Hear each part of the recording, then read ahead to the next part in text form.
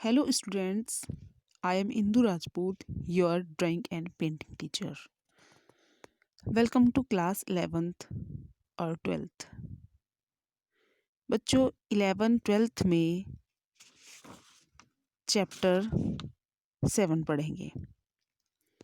Chapter 7 है आपका भारतीय राष्ट्रीय ध्वज का विकास. ठीक है. इसका विकास 3 चरणों में हुआ. प्रथम 1906 में, मध्यवर्ती 1921 में और अंतिम चरण 1947 में हुआ. ठीक है बच्चों. प्रतीकों में एक प्रतीक जिसके बिना कोई भी सिद्धांतवादी राष्ट्र नहीं चल सकता, वह है, इसकी पहचान है और गर्व का प्रतीक है उसका राष्ट्रध्वज. राजनैतिक स्पर्धा तथा राजवंश समय के साथ लुप्त प्राय हो सकते हैं, किंतु राष्ट्रध्वज पीढ़ी दर पीढ़ी जीवित रहता है तथा शीर्ष पर लहराता रहता है. ठीक है बच्चों. तो अब आप देखेंगे राष्ट्रीय ध्वज. भारतीय राष्ट्रीय ध्वज तिरंगे का विकास 20वीं सदी में देश के राजनीतिक विकास को प्रतिबिंबित करता है, जैसा कि इतिहास में दर्ज है. राष्ट्रध्वज को कोई राजनीतिक रुझान, सांप्रदायिक तनाव तथा जनसमूह के उत्साह की लहरों का अंतिम परिणाम माना जाता है. भारत का प्रथम राष्ट्रीय ध्वज 7 अगस्त 1906 को पारसी बागान स्क्वायर ग्रीन पार्क कलकत्ता में फहराया गया. यह ध्वज 3 बराबर 36 पट्टियों हरे, पीले और लाल रंग से बना था.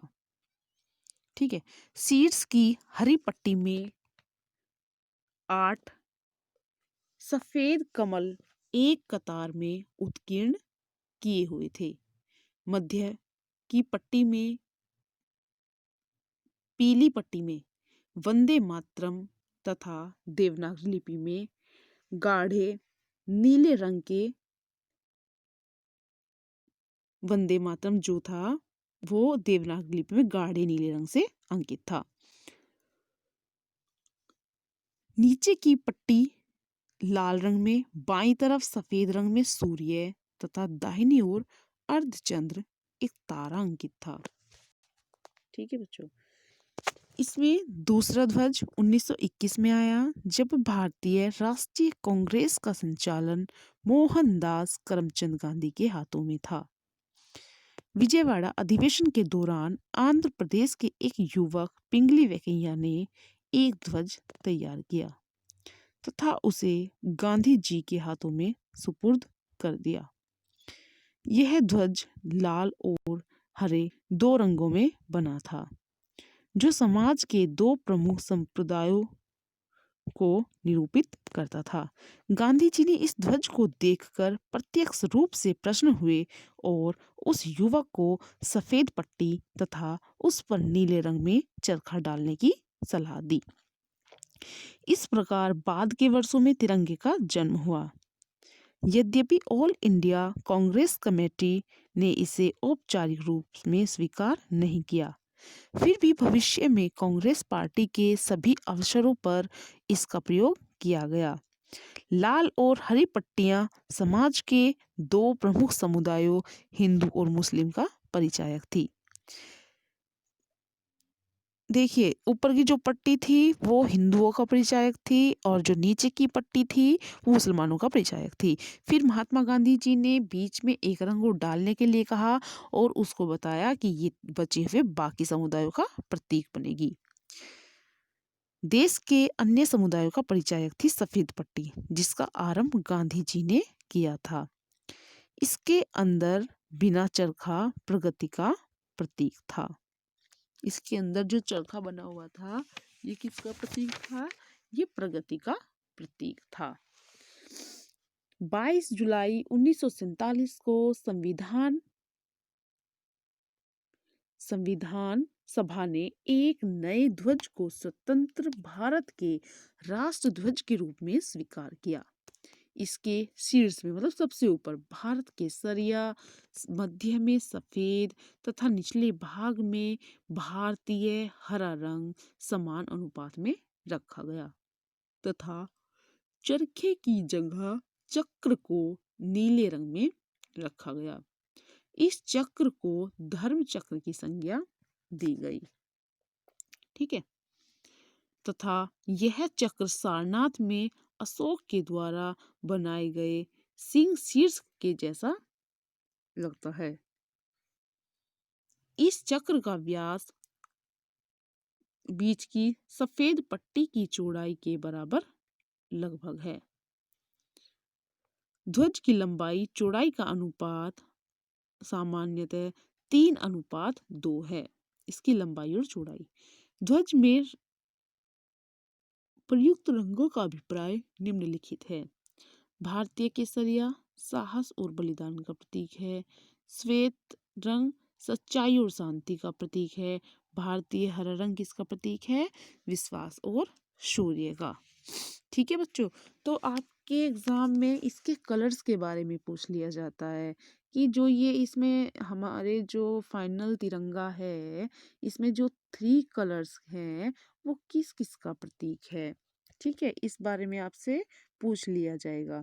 और जैसे ये जो इसमें चक्र है उसमें कितने आ रहे हैं, मतलब यह कितनी तिल्लियां हैं, जैसे 24 आ रहे हैं, तो ये किसका प्रतीक है? 24 घंटे प्रगति का प्रतीक इसको बताया गया है। ठीक है, तो और जैसे क्वेश्चन पूछ लेंगे आपसे, भारतीय राष्ट्रीय ध्वज के डिजाइनर कौन है? कौन थे इसके डिजाइनर? पिंगली वेंकैया इसके डिजाइनर थे। राष्ट्रीय ध्वज का आकार और अशोक चक्र का अर्थ बताइए, ये पूछ लेंगे आपसे। ठीक है, जैसे भारतीय राष्ट्रीय ध्वज का आकार क्या था? 3:2। ठीक है, और देखिए मैंने आपको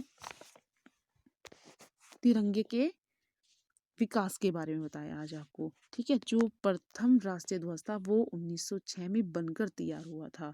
ठीक है, उसमें 3 पट्टी थी, ऊपर ग्रीन कलर था, बीच में येलो कलर था और सबसे नीचे रेड कलर था। जो सबसे ऊपर वाली पट्टी थी ग्रीन कलर वाली, उसमें वाइट कलर से बने हुए 8 कमल के फूल थे, बीच में नीले रंग से वंदे मातरम लिखा हुआ था और सबसे नीचे वाली पट्टी में एक तरफ चांद सितारा और दूसरी तरफ सूर्य बना हुआ था। ठीक है बच्चों, और इसका जो फिर सेकंड जो तिरंगा था वो कैसे बनकर तैयार हुआ, थोड़ा सा उसमें चेंज आया। ठीक है, इसी का ही बदलावा रूप था ये भी। गांधी जी द्वारा समर्पित तिरंगा 1921 इसका टाइम है। ये 1921 में बच्चों बनकर तैयार हुआ था। इसमें सबसे ऊपर सफेद कलर था, बीच वाली पट्टी में इसमें ग्रीन कलर था और सबसे नीचे वाली पट्टी में इसमें रेड कलर था। ठीक है, तो फिर इसमें क्या करा गांधी जी ने, इसमें एक ये डलवाया, सॉरी चरखा डलवा दिया।